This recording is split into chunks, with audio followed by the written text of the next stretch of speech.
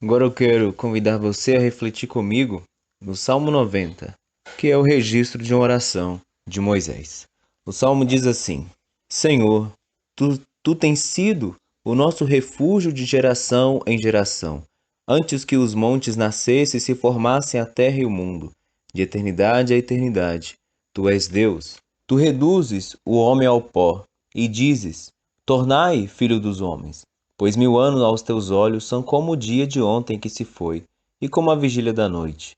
Tu os arrasta na torrente, são como um sono, como a relva que floresce de madrugada viceja e floresce, à tarde murcha e seca. Pois somos consumidos pela tua ira, e pelo teu furor conturbados. Diante de ti puseste as nossas iniquidades, e sob a luz do teu rosto os nossos pecados ocultos. Pois todos os nossos dias se passam na tua ira, acabam-se os nossos anos, como um breve pensamento. Os dias da nossa vida sobem a 70 anos, ou em havendo vigor, a 80. Nesse caso, o melhor deles é canseira e enfado, porque tudo passa rapidamente e nós voamos. Quem conhece o poder da tua ira e a tua cólera, segundo o temor que te é devido? Ensina-nos a contar os nossos dias, para que alcancemos coração sábio. Volta-te, Senhor. Até quando? Tem compaixão dos teus servos. Sacia-nos de manhã com a tua benignidade, para que cantemos de júbilo e nos alegremos todos os nossos dias. Alegra-nos por tantos dias quanto nos tem afligido, por tantos anos quanto suportamos a adversidade. Aos teus servos apareçam as tuas obras, e aos seus filhos a tua glória. Seja sobre nós a graça do Senhor, nosso Deus. Confirma sobre nós as obras das nossas mãos. Sim, confirma a obra das nossas mãos. Quando você assiste um filme, uma série ou um livro com final trágico, o que você sente? Com certeza você sente frustração. Você não diz simplesmente: "Ah, a vida é assim mesmo". Você fica realmente chateado. Você queria um final feliz. E quando o final é feliz? Com uma reviravolta surpreendente.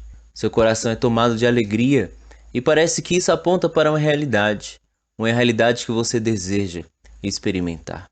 Tolkien, o autor de vários best-sellers, ele escreveu O Hobbit, O Senhor dos Anéis, e ele definiu esses finais felizes, onde há uma reviravolta surpreendente, como uma eucatástrofe. Em seu livro A Árvore e a Folha, ele escreve definindo o que é essa eucatástrofe. Ele diz: a alegria do final feliz não está em sua essência escapista, nem algo que fuja da realidade. Não nega a existência da descatástrofe, do pesar e do fracasso. A possibilidade destes é até necessária para a alegria da libertação, que é a eucatástrofe. O que ela nega, em face de farta evidência, se você quer saber, é a derrota final e universal. E na medida em que o faz, é evangelho, dando-nos um fugaz vislumbre da alegria. A alegria que vai além dos muros deste mundo, pungente como sofrimento. Quando a súbita virada acontece, temos um vislumbre lacinante de alegria, um desejo do coração que, por um momento, bate descompassado e rasga. Na verdade, a própria teia da história e deixa um raio de luz atravessar. Tolkien assim fala porque ele sabe, como escritor e como alguém que observa a história, as narrativas, que o nosso coração pulsa e, como ele diz, rasga diante das viradas, porque nós desejamos isso. E nós cremos que essa é a verdade, que no fim o mal será vencido e haverá uma alegria eterna.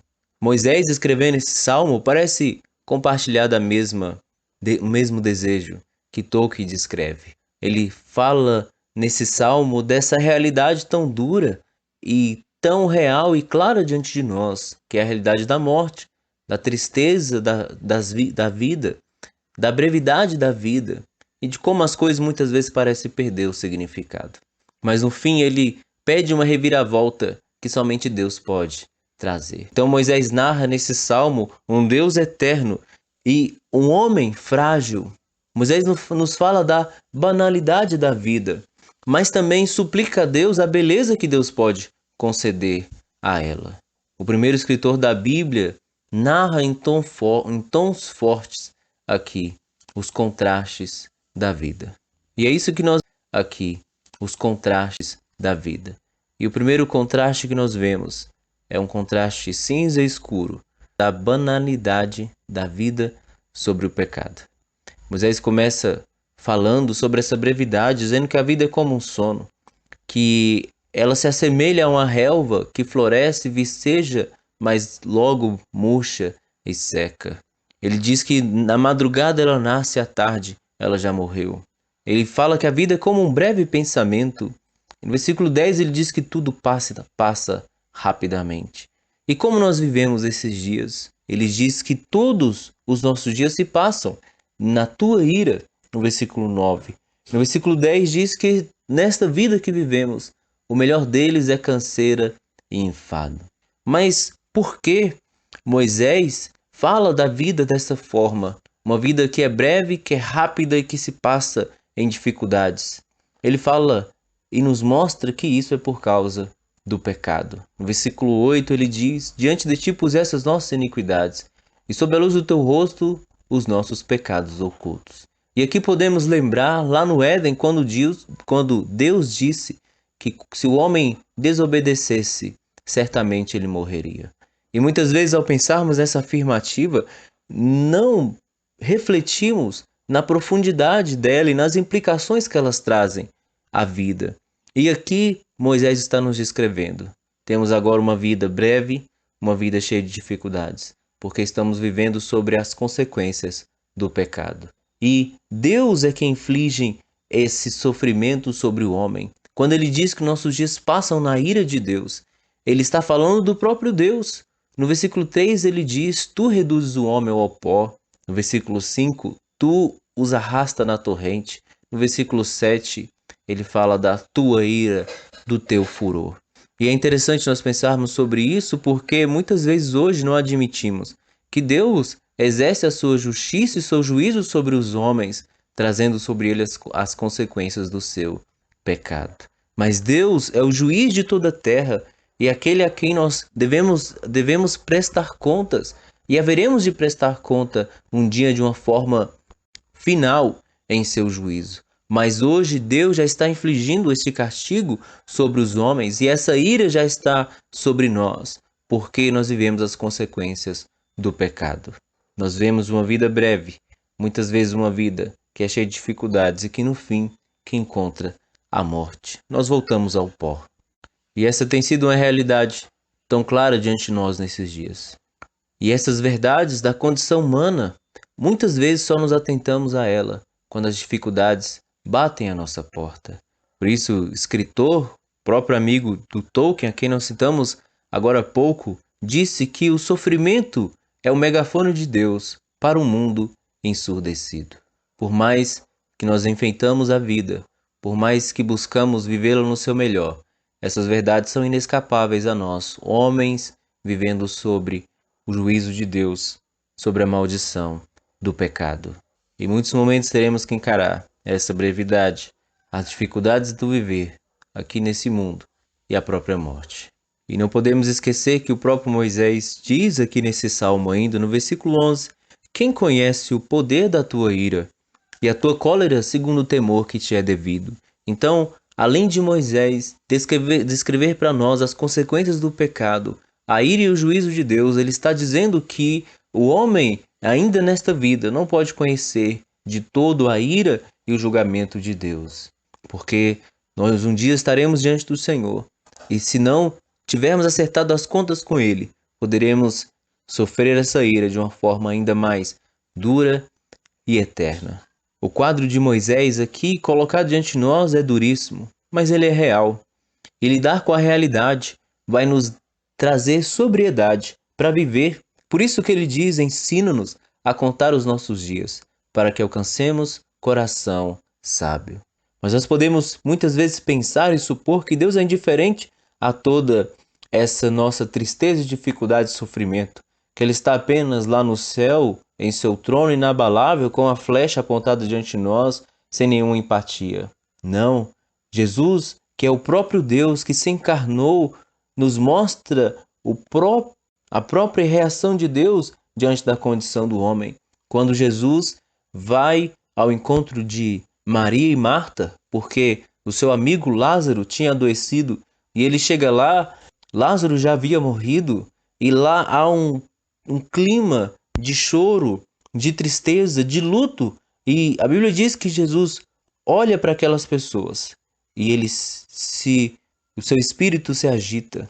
E há um versículo que descreve a reação de Jesus. João 11:35 diz: Jesus chorou. Jesus nos ensina e nos mostra que Deus não é diferente ao sofrimento, mas que há lágrimas que escorrem dos seus olhos diante da maldição a qual nós vivemos e as consequências do pecado em nossa vida. Ainda que todo o sofrimento que nós venhamos a sofrer é justo, porque é um Deus justo que inflige sobre nós, mas não é um Deus indiferente, é um Deus que se compadece e um Deus que se fez carne e experimentou toda a nossa tristeza e toda a nossa condição de homens, tantas vezes miseráveis.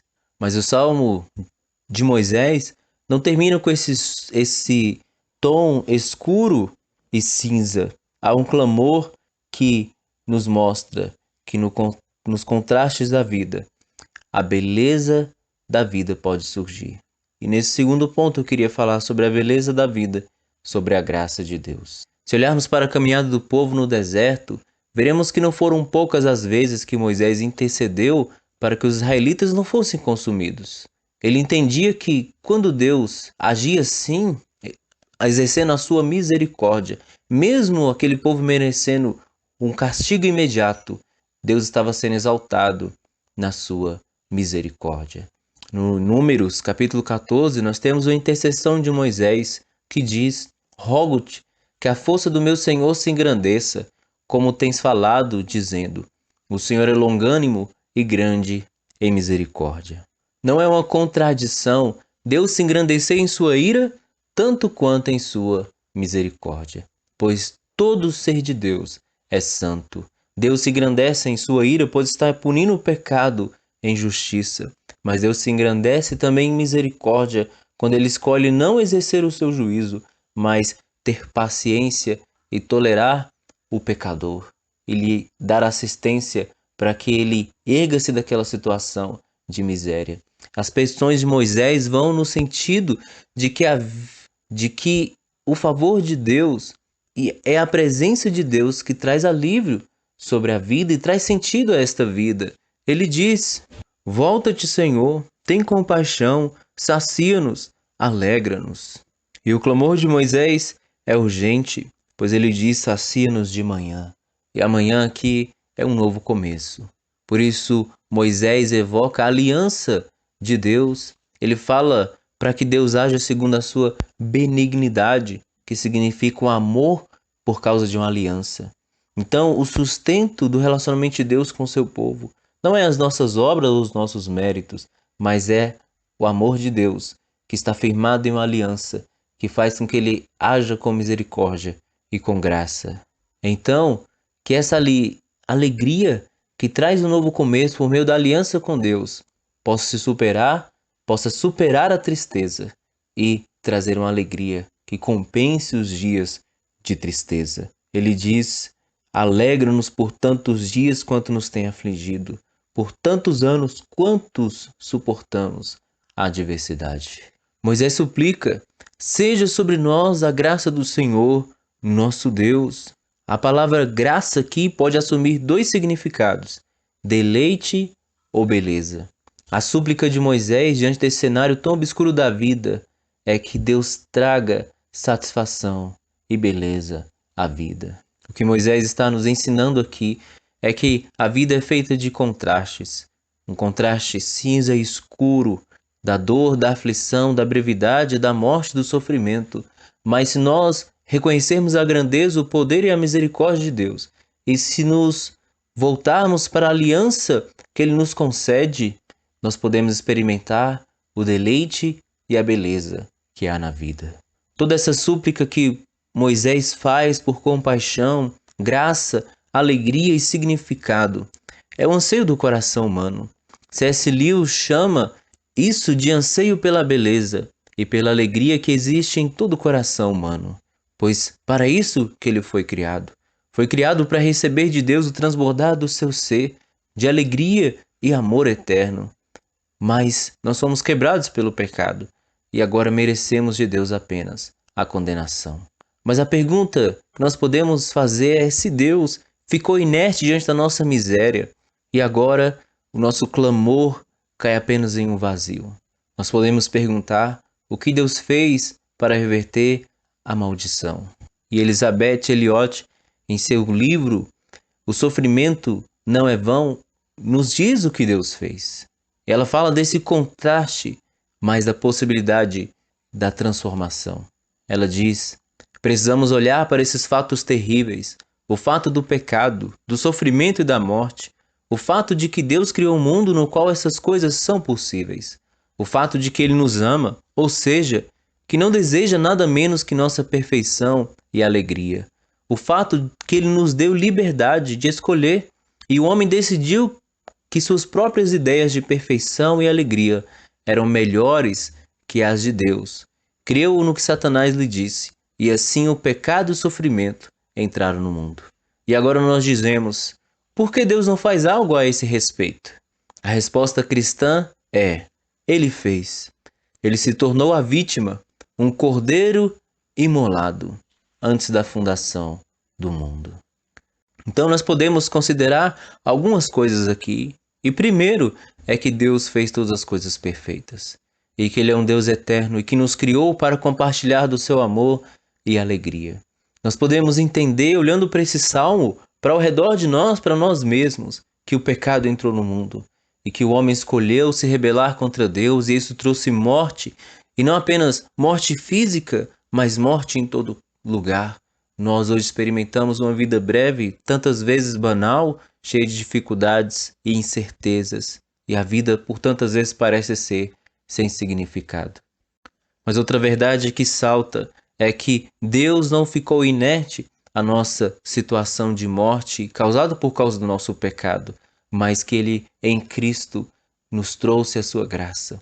E que nós pecamos, erramos e estragamos tudo, mas que Deus restaurará todas as coisas. Em Cristo, Deus restaurará todas as coisas. Como podemos ter certeza disso? Podemos ter certeza disso, pois Cristo é o Deus que se fez homem.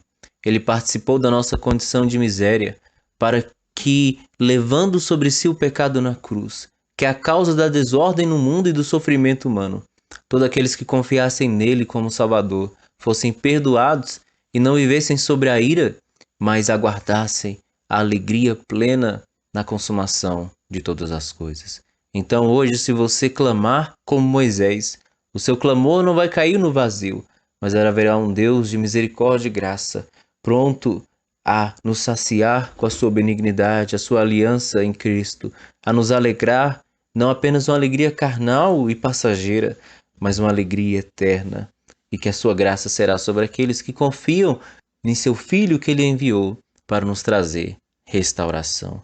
Então estes são os contrastes da vida, banalidade, mas que pela graça de Deus pode vir e surgir a beleza eterna.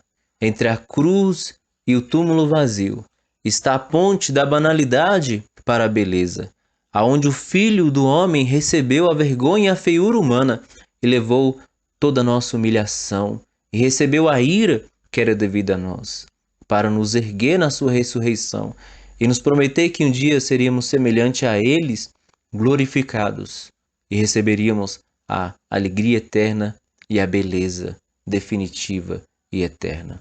E essa promessa é para aqueles que creem nele. Então, eu convido você a crer que o final feliz é real e verdadeiro, que a eucatástrofe, que é a surpreendente virada, já aconteceu lá na cruz, lá no túmulo vazio. Deus derramou a sua ira sobre o seu Filho, mas o ergueu na ressurreição, para que a nossa dívida fosse subtraída nele e nós tivéssemos